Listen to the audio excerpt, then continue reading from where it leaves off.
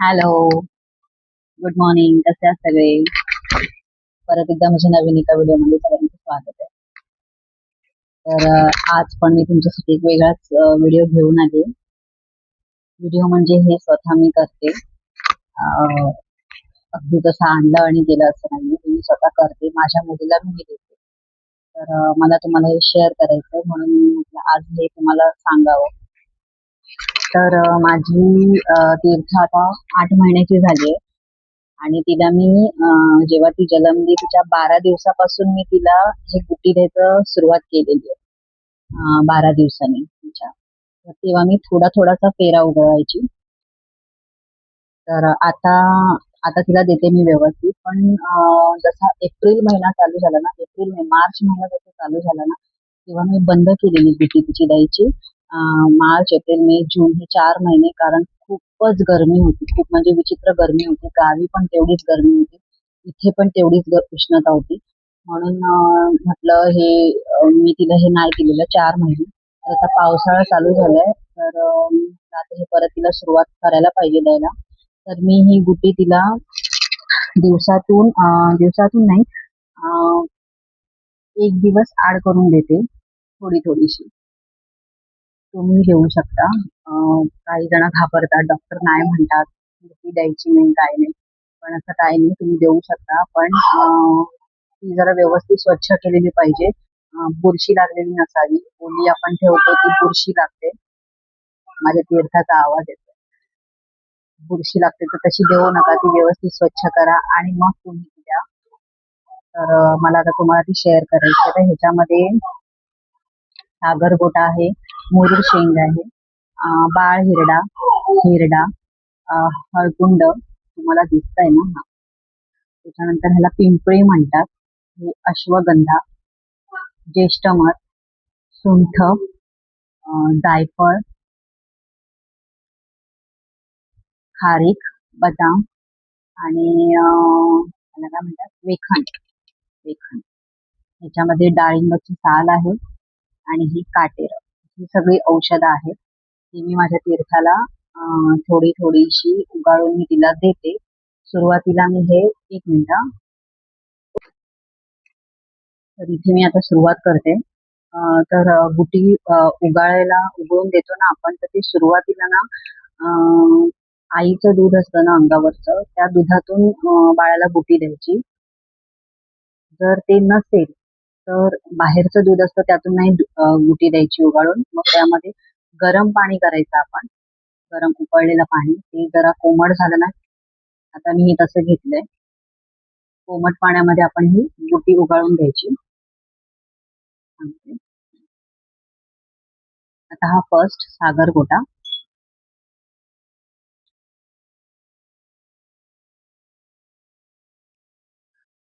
सुरुवातीला मी जेव्हा तीर्थाला गुटी द्यायची ना, ती 1-2 फेरेच उगाळायची. आता मी 4-5 फेरे उगाळते.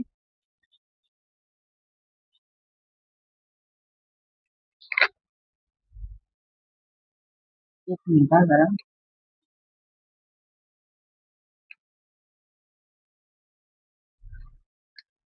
तर डिश आणायला गेलेली, सॉरी. तर सागर गोटा हा ताप ताप येतो किंवा पोटात दुखतं त्यासाठी हा उपयोगी आहे. मी वेगळ्या ताटामध्ये ठेवले. त्यानंतर ह्याला म्हणतात मुरुड शेंग. मुरुड शेंग सुद्धा ताप येतो, पोटात वगैरे दुखतं ना बाळाच्या, त्यासाठी आहे ही, त्या कामी येते ही. त्यानंतर बाळ हिरडा, सॉरी, हा हिरडा, मोठा हिरडा.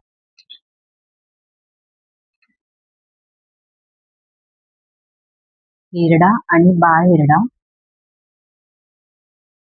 या दोघांचंही काम एकच. जुलाब वगैरे होतं, पोटात दुखतं, त्यावर आहे हे. त्यानंतर हळकुंड, हे तर माहितीच आहे तुम्हा सगळ्यांना, ह्याचा काय उपयोग आहे ते. हळद ही शरीरासाठी चांगली असते. त्यानंतर ह्याला म्हणतात पिंपळी.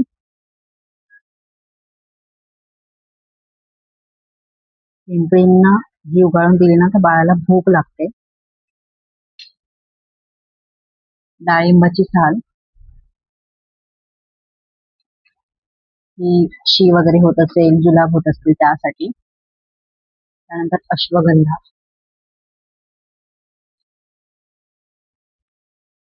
आणि काय होतं माहितीये, बाळाला शरीराला एनर्जी मिळते, इम्युनिटी पॉवर वाढते. त्यानंतर ज्येष्ठमध, हे सुद्धा तुम्हाला माहितीच असेल. बाळाच्या घशासाठी चांगलं ज्येष्ठमध, कफ वगैरे होतो ना त्यासाठी. सुंठ. सुंठ ताप वगैरे येतो त्यासाठी, सर्दी होते त्यासाठी, किंवा ह्याची सुंठाची पावडर आहे ना, आपण त्या बाळाला ताप आला ना तर ती उगाळून सुद्धा आपण इथे डोक्याला लावू शकतो. आणि ते जायफळ. जायफळचे जास्त फेरे घ्यायचे नाही.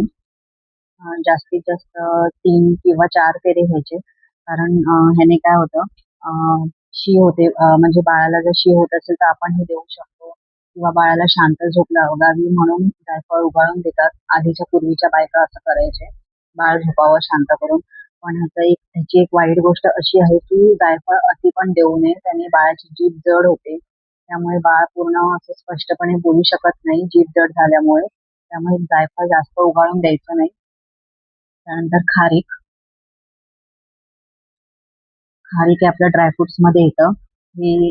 हे सुद्धा शरीरासाठी चांगलं आहे. हे उगाळून दिलं ना तर त्या गुटीमध्ये जो गोडसरपणा येतो थोडाफार, म्हणजे जे हे आपण आयुर्वेदिक औषधं जी उगाळून दिलेली आहे ती कडू लागणार नाही. त्यानंतर बदाम तर माहितीच आहे तुम्हाला, हे रात्रीच आपण भिजत घालून देतो बाळाला. हे सुद्धा उगाळून द्यायचं. बरं, बदामाचं सांगायचं मला की हे उगाळून झालं ना की हे ठेवायचं नाही, हे तुम्ही खाऊ शकता. दुसऱ्या दिवशी दुसरं बदाम घ्यायचं, असंच हे ठेवायचं नाही. हो ना.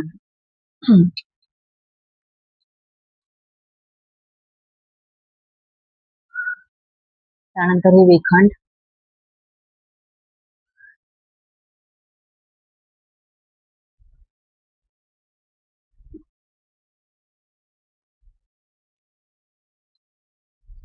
हे सगळं तुम्ही औषध बघू शकता, तुम्हाला दिसणार नाही. हे मी सगळं स्वच्छ करून घेतलेलं, साण वगैरे ती लगेच सुकलेली आहे. हे औषध मी आता त्याच्यात काढून घेते.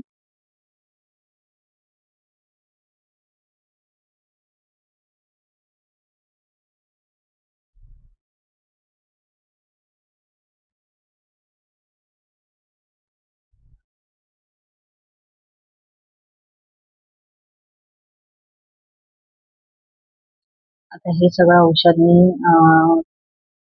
तुम्ही बघू शकता, एकदम व्यवस्थित असं झालेलं मी. हे मी थोड्या वेळाने पाजते तीर्थाला. आणि अजून एक सांगायचं आहे की आपण बाळाला काही झालं, सर्दी खोकला ताप झाला की आपण लगेच डॉक्टरकडे घेऊन जातो. तर ते तसं घेऊन न जाता घरातले छोटे मोठे घरगुती उपाय करायचे, सगळ्यात बेस्ट असतं ते औषध देण्यापेक्षा. तर त्यातल्या मी 2 गोष्टी करते, 3 गोष्टी करते. एक म्हणजे ही ही आता गुटी बघितलात, ती आता मी 4 महिने गॅप ठेवलेला, पण आता ही पावसाळा चालू झाल्यामुळे मी आता ही सुरुवात करते. त्यानंतर दुसरी गोष्ट, हे बाळशेप आणि वावडी, या 2 गोष्टी. ह्याचं पाणी मी देते तीर्थाला. हे बघा, बघू शकता ह्याचं पाणी. त्यानंतर कफ वगैरे होतो भरपूर, गुरगुर गुरगुर होते, शी होते पातळ, त्यासाठी हे करायचं. त्याला म्हणतात कडू किराय.